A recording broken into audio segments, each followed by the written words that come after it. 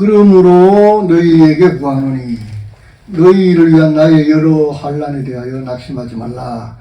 이는 너희의 영광이니라. 이렇게 했어요. 이게 무슨 말이냐. 내용을 이렇게 딱 보면 이래. 너희에게 내가 구하노니, 기도한다는 건 너희를 위해서 기도하는데 낙심하지 말라는 거예요.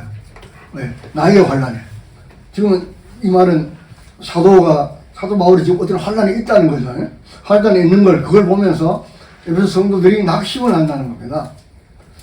이런 건 지금 우리가 이 에베소서는 뭐 옥중서신이라고 그러잖아요.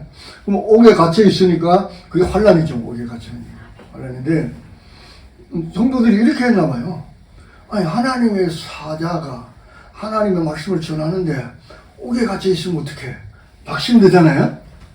그 하나님이 왜 또 그걸 왜 옥에 가다 놨을까? 이렇게 할 수도 있잖아요. 우리가 그러잖아요. 하나님 믿고 하나님 잘 섬기고 믿음 좋은 사람들은 삶이 평탄하다고 생각하잖아요. 또 평탄해야 된다고 치잖아요. 하나님의 능력이 그 사람 하나 평탄하게 뭐 할까? 이렇게 쳐요. 그래서 환난이 있으면 안 돼. 이상해. 그런데 이 사도는 그렇게 그냥 환난에 대해서 낙심하지 말라는 거예요. 그 낙심할 일이 아니라는 거예요.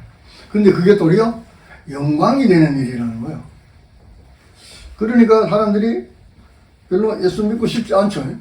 예수 잘 믿으면 잘 된다 그래야 올 텐데, 환난이고 그게 영광이라면 난 그냥 영광 안 하고 세상은 그냥 편하게 살래요. 이렇게 되잖아요. 그것 때문에 내가 죽기 살기 맨날 밤낮을 일하는데 돈 벌어가지고 잘 살려고. 근데 환난이래. 그때 사도는 그렇게 하는 겁니다. 성도들에게. 복음의 비밀을 깨닫고 그 복음을 전할 사명을 받은 자의 삶은 환난이다라고 하는 거예요. 환난이 있다. 복음을 전하면 하나님이 감사해가지고 그의 삶을 형통하게 하는 게 아니라 세상에 나가 복음을 전하면 환난이 오게 돼 있다라는 겁니다. 그 환난은 지극히 크고 영원한 영광에 중요한 것을 이루는 것이며, 그 환난이 도리어 영광에 중요한 것을 이루는 일이 된다는 거예요. 고린도후서 4장 7절이나? 우리가 이 보배를 질그릇에 가졌으니 이는 심히 큰 능력은 하나님께 있고 우리에게 있지 아니함을 알게 하려 함이라. 그렇죠? 큰 영광이 우리에게 있을 심히 큰 영원한 영광에 중요한 것이 뭐냐 했습니다. 지극히 크고 영원한 영광이라는 게 뭘까요? 우리에게는 구원의 복음이에요. 그죠? 그보다 더 영원하고 영광스러운 건 우리에게 없잖아요. 그 우리에게 있다는 겁니다. 그걸 가진 자들은 환난에 가지고 지극히 큰 환난들을 당한다는 거죠. 그죠? 그런 것은 편안한 게 아니고 그리스도의 영광에 참여하는 것이다. 환난이 그리스도의 영광에 참여하는 것이다. 로마서 8장 17절. 자녀이면 또한 상속자, 곧 하나님의 상속자요 그리스도와 함께한 상속자니 우리가 그와 함께 영광을 받기 위하여 고난도 함께 받아야 할 것이니라. 복음을 전하면 당연히 고난이와 환난이 있게 되는데 그건 도리어 그리스도의 영광에 참여하는 것이 된다라는 겁니다. 예수님도 이 땅에서 사역이 평강은 아니었어요. 알잖아요. 환난과 핍박이었어요. 그리고 핍박 그 삶이 예수님 가는 데마다 환영하는 군중들보다 시비 걸고 막 돌로 치겠다. 어떻게 하면 잡아 죽일까. 뭐 이런 사람들이 정말 결국은 십자가에 잡아 죽이잖아요. 예수님도 제자들에게 말하는 너희도 고난과 핍박과 순교를 당한다. 그렇게 하잖아요. 그러니까 너희들이 복음 전하다 그런 일 당하거든 놀래지 마. 그것 때문에 뭐 이상한 일 당하는 것이 하지 마. 당연히 나와 같이 다니면서 내 삶을 보지 않았느냐. 그 말이에요. 환난이 왜? 세상은 하나님의 복음을 환영하지 않거든요. 싫어하니까. 대적한단 말이에요. 죄는 의를 대적하겠죠. 그러니까 당연히 환난을 당한다는 겁니다. 그러므로 성도들은 낙심하거나 신앙의 회의에 빠지지 말라고 권면합니다. 이 생명을 구하는 복음 전도의 삶이 장차 영광이 된다는 겁니다. 그렇죠? 네. 우리가 복음 전도를 함으로 내 가지고 그 생명이 살아나는 거잖아요. 돌아오게 하는 거. 그 영광이죠. 하늘나라 갔을 때도 그게 제일 큰 영광이라는 거예요. 그 복음 전하다 당하는 환난은 내가 왜 하나님 말씀 전하는데 왜 이런 어려움이 와? 이렇게 하지 말라는 겁니다. 그리고 많은 사람을 옳은 대로 인도하는 자는 하늘의 별과 같이 빛난다 그랬잖아요. 그 하늘같이 별과 같이 빛나는 하늘의 별은 깜깜한 하늘에 빛나는 별이잖아요. 세상은 깜깜한 땅에 빛이 돌아다니면 사람들이 어떻게 하느냐? 저게 빛이네 하고 오는 게 아니라 그 빛을 밟아 꺼버린다 그랬어요. 대적하였다. 왜? 그 빛 때문에 자기들이 어둠이 드러나거든요. 그건 싫다는 거죠. 그래서 예수님께서 너희들은 세상에 나가 복음 전하는 대로 양이 의리 가운데 사는 것과 같아 이렇게 한다 그랬죠. 양이 의리 가운데 살면 죽을 목숨이다. 날마다 죽는 거예요. 복음 전하다. 복음 전하다고 뭐 하나님 은혜 받아가지고 막 병도 낫고 뭘 했다. 그거 하지 말아요. 그거 안 된다고요. 그냥 하나님이 그 하시는 일 자체 고난과 어려움 가운데서도 왜 하게 하느냐? 너가 바로 그 어려움과 환난에서 그 죄에서 그 악한 거 봤지? 너를 핍박하고 환난을 주는 거 봤지? 네가 바로 그런 존재고 거기에 잡혀 있어서 그건 사망이야. 근데 너는 거기서 건짐 받았어. 그렇으니 거기에 있는 사람들을 건지기 위해 너도 열심히 해야지. 그렇게 하시는 거예요. 그 다음에 14절과 15절인데요. 이러므로 내가 하늘과 땅에 있는 각 족속에게 믿음을 주신 아버지 앞에 무릎을 꿇고 비노니 땅에 있는 각 족속에게 이름을 주신 하나님 앞에 무릎을 꿇고 빈다. 무릎을 꿇고 빈다는 건 기도한다는 말이겠죠? 사도 바울이 기도하는데 누구인데 기도하냐면 땅에 있는 각 족속에 이름을 주신 하나님 앞에 기도한다는 거예요. 천지를 지으신 전지전능하신 하나님 앞에 이렇게 하지 않고 이름을 주신 각 족속에게 이름을 주셨다라는 겁니다. 지금 말하는 자신이 지금 기도하는데 내 기도를 받으시는 하나님 누구냐 하면 그 하나님은 천지 만물에 이름을 주신 분으로 그분은 천지 만물을 창조주요 관리자라는 거예요. 주관자라는 겁니다. 이름을 주셨다는 것은 자기가 창조했다는 거죠. 자기가 만든 것에 대해서 자기가 이름을 붙이는 거예요. 자기가 이름을 붙인다는 말은 소유예요. 권리예요. 이건 내 거다. 그 말이에요. 내가 만들었다. 그 말이에요. 그 하나님이 이름을 주신 분이라는 말은 그분은 곧 창조주다. 그 말이에요. 그리고 지금도 이 천지 만물을 주관하고 다스리는 분은 하나님이다라는 겁니다. 그분 앞에 기도한다는 거예요. 그분 앞에 기도해야 되겠죠? 피조물 앞에 기도하면 안 되잖아요. 그래서 이제 내가 기도하는 하나님은 이런 분이야 라고 전제를 하는 겁니다. 이 족속이라는 단어는 가족이라는 뜻이에요. 사실은 가족이란 다른 영어 이런 번역들은 거의 가족으로 번역을 했을 거예요. 우리 족속이라고 번역했는데 다시 그러자면 이 이제 개정성경, 개정개혁은 전 세계 족속이 다 하나님 피조물이다. 이걸 강조하려고 족속이라고 번역을 했겠죠. 가족이라는 뜻이에요, 사실은. 그런데 더 가까워요. 이 말은 성도는 하나님의 아들 천국 백성이라는 그런 이름은 하나님께 받은 자들이에요. 우리 보고 하나님 이름을 붙였는데 너는 하나님 내 아들이다. 이렇게. 그리고 너는 천국 백성이다. 그 이름을 하나님께 우리가 받았다라는 거죠. 근데 사도 바울이 기도하는 건 사실 하나님의 백성들을 위해 기도하겠죠. 세상을 기도하는 게 아니라. 그래서 예배소서를 앞에 서들이 그렇게 하죠. 이 편지 내가 누구 주냐 하면 예배소 성도들과 하나님 안에 하나님 믿는 신실한 믿음을 가진 그들에게 이 편지를 쓴다 그랬잖아요. 기도도 당연히 그 사람들을 위해 하겠죠. 그래서 그들이 누구냐, 어떤 이름을 가진 자냐, 하나님이 내 아들이라고 이름을 붙였고 천국 백성이라고 이름을 붙인 그 사람들이 그 하나님 아버지께 내가 기도한다 그 말이에요. 우리가 하나님의 아들, 천국의 백성이라는 이름을 하나님 붙이신 거예요. 우리를 불러서 하나님 아들 되게 하고 천국 백성 되게 하셨다. 그래서 이어지는 사도의 기도는 성도들을 향한 기도이다. 지금부터 기도하는 겁니다. 그 하나님께 내가 기도한다라고 하면은 그 다음 16절이에요. 그의 영광의 풍성함을 따라 그의 성령으로 말미암아 너희 속사람을 능력으로 강건하게 하시오며. 이게 좀 그의 영광의 풍성함을 따라 그의 성령으로 말미암아 너희의 속사람을 능력으로 강건하게 하시오며. 좀 어려운 이야기 같지만 이런 겁니다. 사도의 첫 번째 기도는 이거예요. 성도의 속사람은 하나님의 영광과 성령의 능력으로만 강건해진다. 그 소리. 고린도후서 4장 16절 보세요. 그러므로 우리가 낙심하지 아니하노니 우리의 겉사람은 낡아지나 우리의 속사람은 날로 새로워지도다. 속사람 날로 새로워진다고 했죠. 새로워진다는 것은 더 강건해진다는 말이잖아요. 그 속사람이 어떻게 강건해지느냐 하면 영광과 성령의 능력으로 강건해진다 그 말이에요. 그러면 영광의 하나님이 성령이 우리 안에 내조하심이 성도의 능력이라는, 우리가 뭘로 능력을 발휘하느냐, 영광의 하나님이 성령으로 우리 안에 내조하신다는 거예요.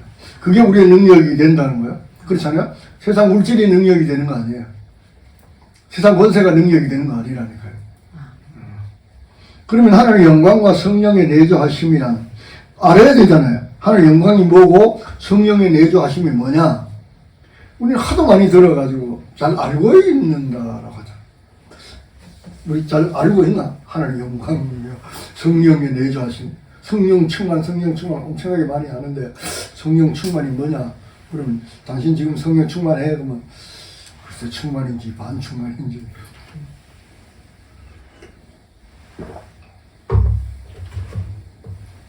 참 가장 많이 들은 이야기인데 자신을 놓고 딱 정의를 하면 내게 지금 성령 충만이냐 아니냐, 성령 받았냐 안 받았냐, 이걸로 헷갈리는 사람들 있잖아요.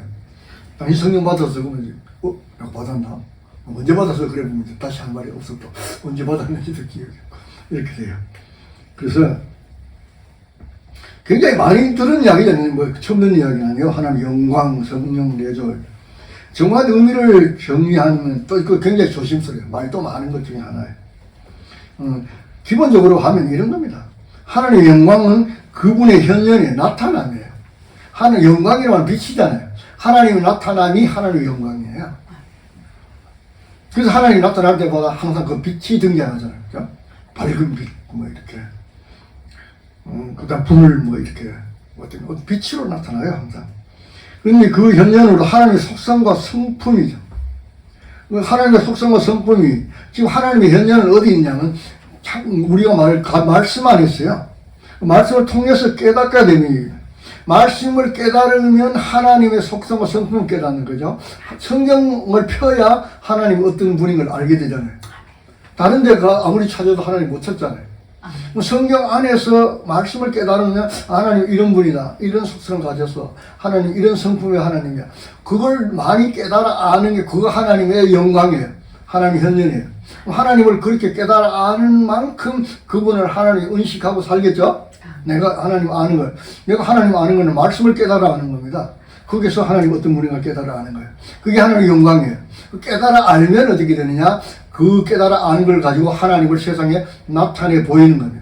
하나님 이런 분이냐, 하나님 이렇게 말씀하셨어 라고 보이는 겁니다. 그러면 세상, 하나님 모르는 세상을 볼 때 하나님이 현현이에요. 하나님 나타나는 겁니다. 우리를 통해서. 그게 하나님의 영광이에요. 하나님 영광 돌린다 그러잖아요, 사람들이. 뭔 일 하고. 뭐 그것도 영광 돌리는 거겠죠. 경기하다가 1등하면 하나님께 영광 돌린다. 와, 나 하나님 믿어야 돼. 그래, 1등하지. 너들도 똑바로 해. 뭐 이렇게 하나 모르겠지만. 하여튼 하나님을 나타내 보이면 됩니다. 세상에. 하나님 얼굴 쑥 내밀고 내가 여기 있어. 이렇게 하는 거 아니에요. 우리가 하나님을 나타내 보인다. 어떻게 나타내느냐? 성경 말씀에서 하나님을 깊이 알아가는 만큼 우리의 삶에서 하나님을 아는 자로서의 삶이 나타나게 되면 그게 하나님의 영광이라는 거죠. 그 하나님의 영광이 우리 안에 많아지면 많아질수록 우리 안에 속사람의 능력이 있겠죠. 하나님을 아는 것만큼 능력이 있을 거 아니에요. 그래서 능력이 된다. 그 다음 성령의 내조하심도 같은 뜻이죠. 같은 의미로 말씀이 영이라고 그랬죠. 주님 뭐래? 말이 영이라고 그랬잖아요. 말씀이 영이에요. 말씀대로 주님 성령의 내조 충만도 말씀을 깨닫게 하시는 성령님의 역사로, 말씀을 우리가 성령님이 이 땅에 지금 하는 일이 뭐냐면, 역사가 뭐냐면 병곤치고 뭐 아니고, 성령이 가장 큰 역사는 말씀을 깨닫게 한다고 하세요. 예수님이 가시어 버렸잖아요. 그럼 우리를 고와 같이 버려주면 뭘 모르잖아요. 들은 말씀도 다 희미하고 뭔 말인지도 모르고 제자들도 예수님 말씀 깨닫지 몰랐어요. 뭔 말인지. 그래서 그냥 예수님 돌아가시니까 어떻게? 그냥 고기 잡으러 가자 하고 가버리잖아요. 말씀을 깨달아 알았으면 그리 가지 않겠죠. 근데 성령이 와서 넌 고기 잡으러 다니는 백성이 아니지. 내가 너 사람 낚으라고 하지 않았나? 사람 낚는 어부대라고 하지 않았나? 베드로는 그게 뭔 말인지 몰랐다는 거 아니야. 성령이 와서 깨닫게 하니까 그럴 때야 베드로가 상황에 빠져있는 거기서 하나님의 사람들을 건져 낚으라는 거구나. 그럴 때부터 사람 낚는 어부가 되는 거예요. 성령이 깨닫게 하는 거예요. 깨달은 말씀과 성령의 역사로 우리가 말씀을 깨닫는 것은 성령의 역사라는 거예요. 그 말씀을 믿는 믿음의 수준으로 이해될 수 있다. 뭐가? 하나님의 영광과 성령의 능력은 첫째, 하나님의 말씀 안에서 하나님의 말에 대한 속성과 성품을 깨달아 알게 되는 것과 성령이 우리 안에서 말씀을 깨달아 알게 하는 그 말씀을 깨달아 아는 부분만큼 우리가 하나님의 능력, 우리 속사람이 강건해지겠죠. 그렇잖아요. 말씀을 알면 강하잖아요. 응? 능력 있잖아. 뭐 어떻게 대처하는데도 말씀을 가지고 있으면 뭐 겁날 거 없잖아요. 그죠? 하나님 이렇게 말씀하셨어. 하나님은 이런 분이야. 하나님 나를 구원하셨어. 하나님 나를 지키신대, 인도하신대.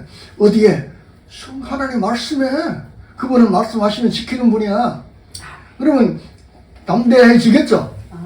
그게 능력이 된다는 거죠. 그 다음 17절 믿음으로 말미암아 그리스도께서 너희 마음에 계시게 하시옵고 너희가 사는 가운데서 뿌리가 박히고 터가 굳어져서 그렇게 됐죠. 17절 그리스도께서 우리 가운데 계심을 그 어떤 것으로도 흔들 수 없다는 거죠. 터가 되고 뿌리가 박히고 뭐 어쨌다고 뿌리가 박히고 뭐라고 했어요? 터가 굳어진다고 그러잖아요. 그렇죠? 근데 예수님은 우리 안에서 뿌리가 단단히 박히고 터가 굳어진 같이 우리 안에 가운데 계시면 흔들리지 않겠죠? 어떤 것도 우리를 못 흔들 거 아니에요. 흔들 수 없는 것은 하나님이 주시는 믿음의 선물과 독생자를 내어주신 사랑이 그 뿌리가 되고 터가 되는 겁니다. 예수 그리스도가 우리 안에 계시게 된 것은 어떤 거냐 하면 믿음이에요. 우리 계신다고 믿잖아요. 그 믿음을 우리가 믿는 게 아니고 하나님 믿음 선물 줘서 믿게 하는 거예요. 그리고 독생자를 내어주신 사랑, 그 하나님의 선물과 그 진리를 믿는 믿음과 독생자를 주신 그 사랑이 뿌리가 되고 터가 돼요. 그럼 그건 흔들리지 않겠죠. 하나님 주신 믿음은 흔들릴 수 없잖아요. 하나님 독생자를 내주신 그 사랑은 변할 수 없잖아요. 그죠? 그러니까 절대로 그 터가 굳어져서 우리는 그 터에서 절대로 흔들리지 않는다. 이게 우리가 신앙이가 믿음이 없나, 뭐 세상 살다 뭐 형편과 어려울 때 우리의 신앙이 흔들릴 수 있지만 그건 우리의 마음일 뿐이에요. 하나님은 절대로 흔들리지 않으신다라는 겁니다. 그리고 18절에서 19절까지 볼까요? 능히 모든 성도와 함께 지식에 넘치는 그리스도의 사랑을 알고 그 너비와 길이와 높이와 깊이가 어떠함을 깨달아 하나님의 모든 충만하신 것으로 너희에게 충만하게 하시기를 구하노라. 예, 우리 그리스도 안에서 그리스도와 하나 된 우리의 믿음은 뿌리가 박히고 터가 굳어져서 단단하다는, 그거는 절대로 흔들리게나 변경될 수 없다라는 거죠. 그리고 능히 모든 성도와 함께 그리스도 함께 지식에 넘치는 그리스도를 알고, 능히 모든 성도와 함께 지식에 넘치는 그리스도의 사랑을 알고. 좀 이 문장이 좀 애매해요. 능히 모든 성도와 함께. 능히가 옆에 붙어있는 이 말은 이런 겁니다. 그리스도의 사랑은 인간과 지식의 이해를 넘어선다, 그 소리예요. 능히라니까 우리 생각과 우리의 지식으로는 그리스도의 사랑을 다 이해할 수 없어, 그 말이에요.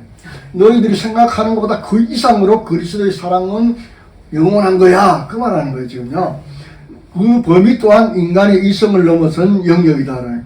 그 넓이, 높이, 깊이 막 그 이야기를 했죠? 지금 19절에. 그 말이에요.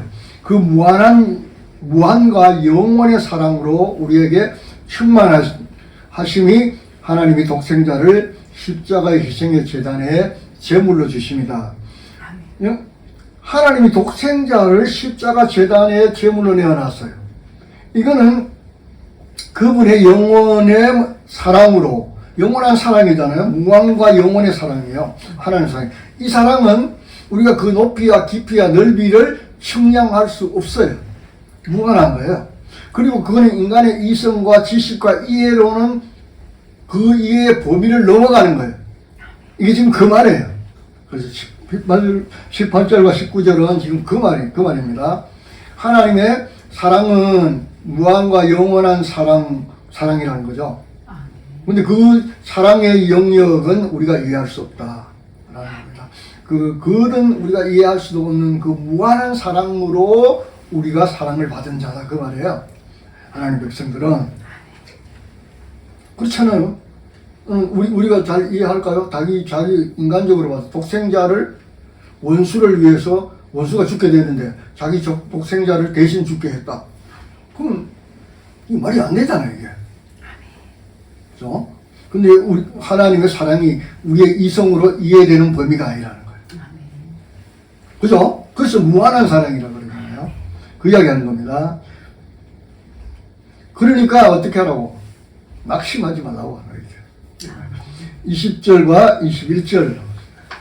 우리 가운데서 역사하시는 능력대로 우리가 구하거나 생각하는 모든 것에 더 넘치도록 능히 하실 이에게 교회 안에서와 그리스도 예수 안에서 영광이 대대로 영원 무궁하기를 원하노라. 아멘. 그렇게 했습니다.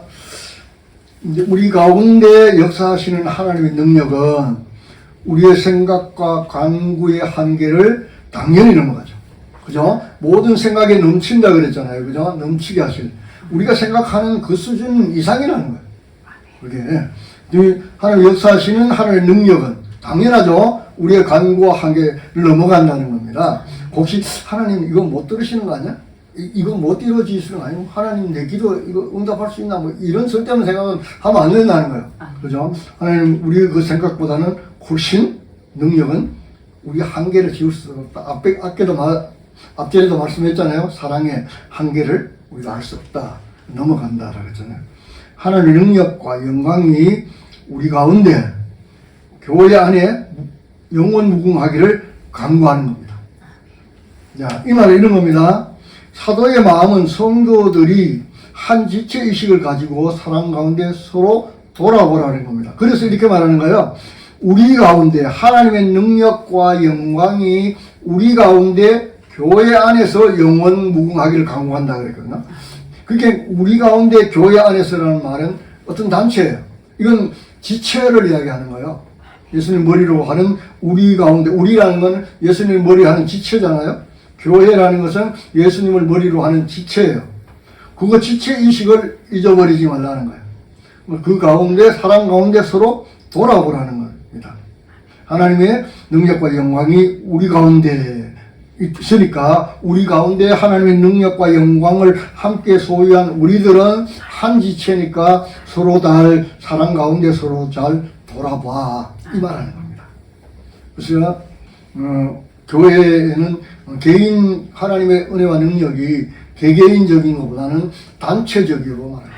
그래서 아담의 죄가 대표성을 가지고 있어요.